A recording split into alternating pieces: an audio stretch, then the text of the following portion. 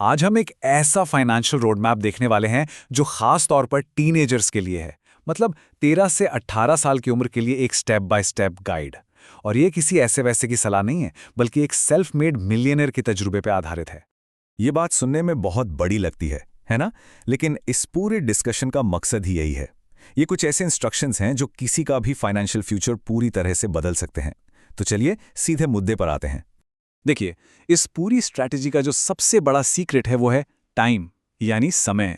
सोचिए, जैसे एक बर्फ का छोटा सा गोला जब किसी पहाड़ी से लुढ़कना शुरू करता है तो वो जितना ज्यादा देर तक लुढ़कता है उतना ही बड़ा होता जाता है। बस यही है जल्दी निवेश शुरू करने की ताकत। इसे कहते हैं कंपाउंडिंग। तो ये रहा हमारा पूरा रोड मैप।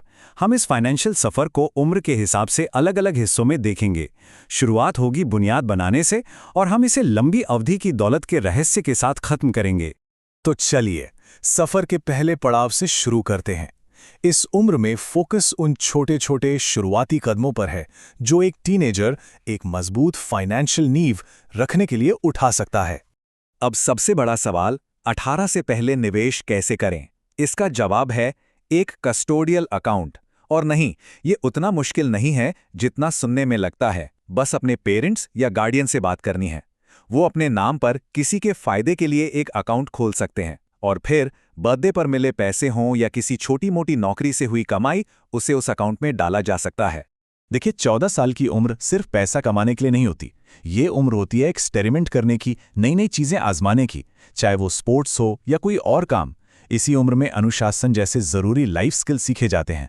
जब तक कोई नई चीजें ट्राई नहीं करेगा, उसे पता कैसे चलेगा कि उसका असली टैलेंट क्या है? यहां पर सोच में एक बहुत बड़ा बदलाव लाना जरूरी है। बचत और जमा करना। ज्यादातर लोग पैसे बचाते हैं ताकि उसे किसी गेम या थीम पार्क जैसी चीजों पर खर्च कर सकें।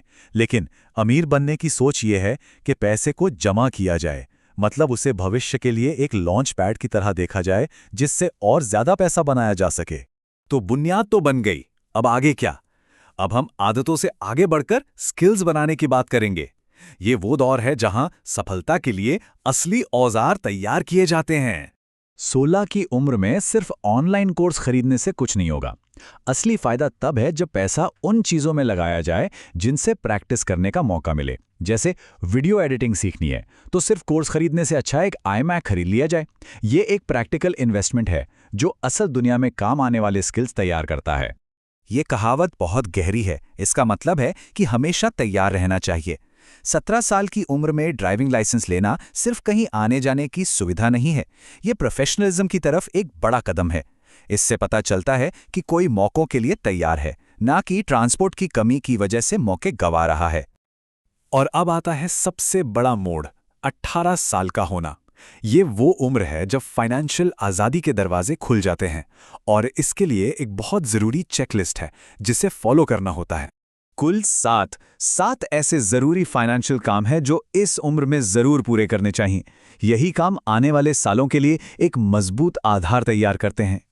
तो ये रही वो चेकलिस्ट। अपना बैंक अकाउंट खोलना, क्रेडिट कार्ड लेना, इन्वेस्टिंग अकाउंट शुरू करना, यूनिवर्सिटी जाने के फैसले पर ठीक से सोचना, बुरे कर्ज से बचना, कोई साइड हसल शुरू करना और लंबी अवधि के लिए निवेश करना। चलिए इनमें से कुछ ज़रूरी बातों को ज़रा और करीब से समझते हैं। असल में 2 तरह के बैंक अकाउंट होने चाहिए। एक चेकिंग अकाउंट जिसमें सैलरी आएगी और रोज के खर्चे होंगे, और दूसरा एक हाई इंटरेस्ट सेविंग्स अकाउंट जिसमें इमरजेंसी फंड जमा होगा। अच्छा तो ये है कि सेविंग्स अकाउंट किसी दूसरे बैंक में हो। सीधी सी बात है, जो नज़र से दूर वो दिमाग से दूर। क्रेडिट स्कोर आखिर है क्या? आसान भाषा में इसे पैसों के मामले में किसी की ऊबर रेटिंग समझिए। अगर रेटिंग अच्छी है तो बैंकों को भरोसा होता है और भविष्य में घर जैसी बड़ी चीजों के लिए कम ब्याज पर लोन आसानी से मिल जाता है। और 18 की उम्र में क्रेडिट कार्ड लेकर उसे जिम्मेदारी से इस्तेमाल करना इसे बनाने का सबसे अच्छा तरीका है। ये समझना भी बहुत जरूरी है कि हर कर्ज बुरा नहीं होता। अच्छा कर्ज वो है जो एक इन्वेस्टमेंट की तरह हो, जैसे प्रॉपर्टी के लिए मॉर्गेज जो वक्त के साथ दौलत बना सकता है। और बुरा कर्ज उन चीजों के लिए होता है जिनकी कीमत घटती है, जैसे एक महंगी कार। ये सिर्फ दौलत को कम करता है। किसी भी नौकरी को देखने का नजरिया बदलना होगा। भले ही कोई जॉब पसंद ना हो, उसे एक इन्वेस्टमेंट की तरह देखिए।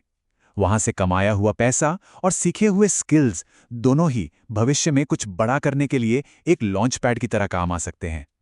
हर एक शिफ्ट भविष्य के लिए एक निवेश है। और अब आते हैं सबसे बड़े रहस्य पर, वो बात जो इस पूरी स्ट्रैटेजी की जान है। ये वो गणित का जादू है जो लंबी अवधि में दौलत बनाता है।